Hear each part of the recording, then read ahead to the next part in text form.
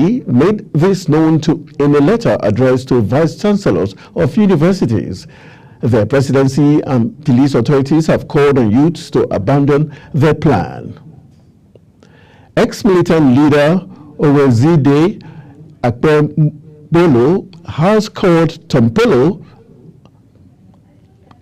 has called on Nigerians to shelve the proposed nationwide hardship protest, insisting that things are getting better under President Bola Tinubu. He said President Tinubu is working hard to revamp the economy with well-thought-out policies and programs, noting that the protests could harm the economy if held. The Nigerian Meteorological Agency NIMET has forecast a series of thundery and rainy weather conditions across the country from Monday to Wednesday.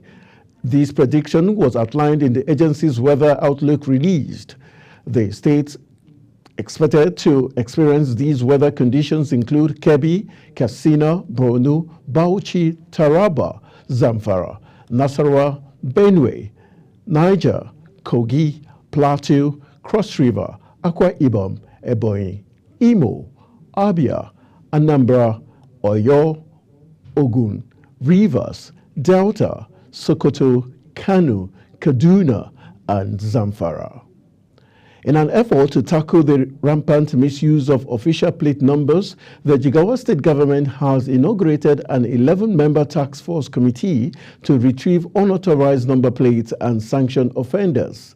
Chaired by Tijani Mutala, the committee aims to identify and confiscate official plate numbers used by civil and public officers on private vehicles. Secretary to the government of Jigawa State, Bala Ibrahim, urged the committee to work diligently and justify the confidence placed in them.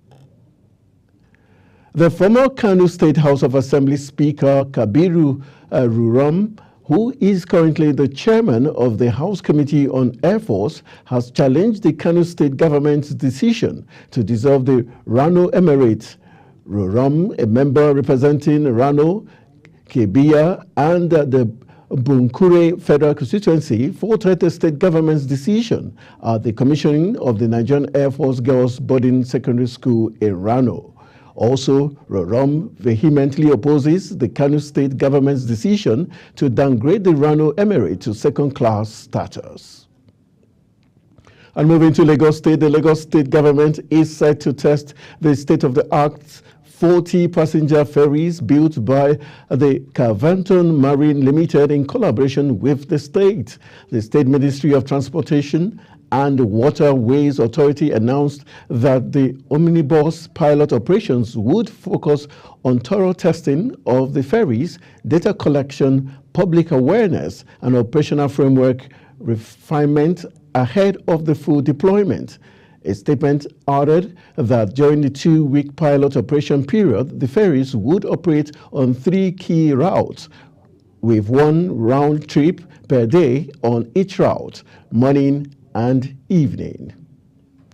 You're watching News Express coming to you live from Nigeria's capital, Abuja. We're on DSTV channel 365 and StarTimes channel 276. Kindly follow us on all social media platforms using at Global TV NG and other handles now showing on your screen.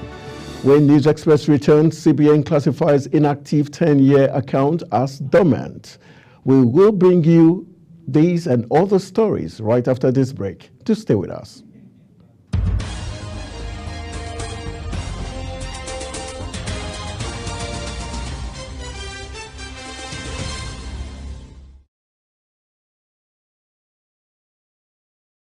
Welcome back from the break. This is Global Television bringing you live broadcast of News Express. Thank you for staying with us. In business, the Central Bank of Nigeria has clarified that only accounts that have been inactive for over 10 years are eligible to be classified as dormant and will be used for investment purposes. It also stated that a dedicated office would be created to manage dormant accounts and unclaimed balances. The Apex Bank disclosed this in a recently issued document titled Guidelines on Dormant Accounts and Unclaimed Balances posted on its website. Minister of Interior Olubunmi Tunji-Ojo has characterized the era of fuel subsidy as a cancer that was destroying Nigeria's economy. necessitating its removal by President Bola Tinubu. Tuju made this statement in an interview while appealing to Nigerians to be patient with the Tinubu-led administration. According to the minister, the president's decision to remove the subsidy along with other tough reforms implemented by his administration is not only laudable but also demonstrates his boldness as a leader.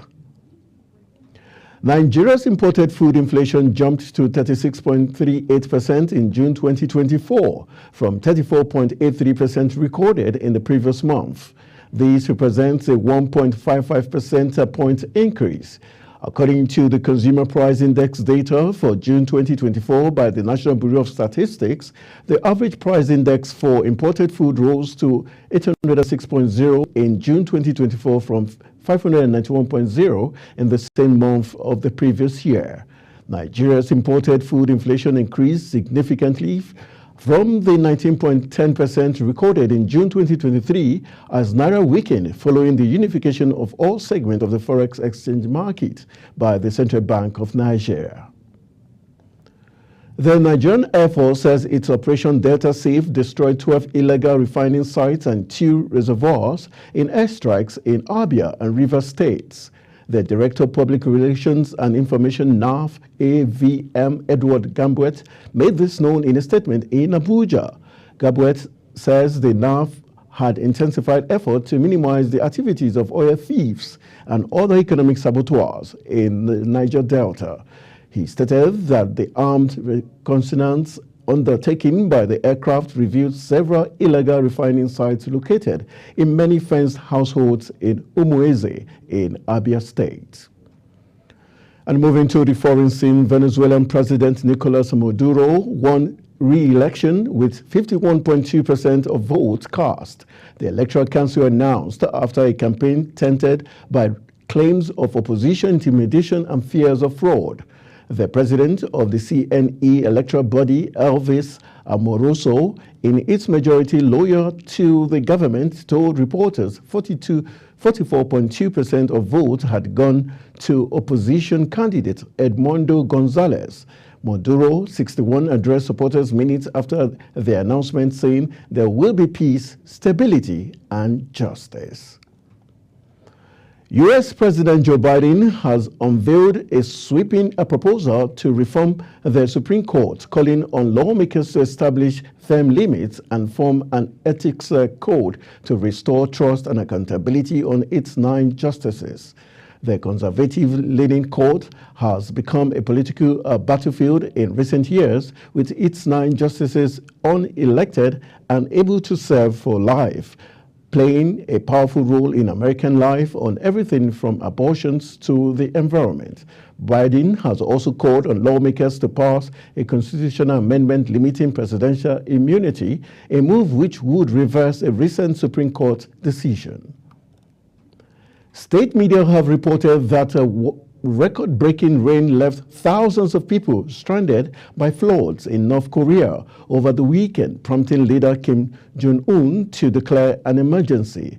Photographs show submerged farmlands and homes after heavy rain hit Sinuiju City and Ujo County, which border China, according to Rodon Simon. And moving to Italy, Italy's Prime Minister Giorgia Meloni says China is an important interlocutor in managing global tensions as she met President Xi Jinping in Beijing. President Xi in turn hailed the long-established friendly ties as well as tolerance, mutual trust and mutual respect between Beijing and Rome.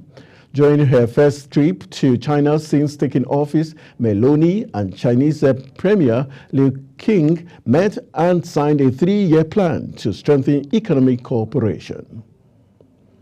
Russia says it had downed 39 drones fired by Ukraine overnight, mainly targeting border regions. It stated that 3 others were neutralized in the northwestern Leningrad region near St. Petersburg in an attempted terrorist attack.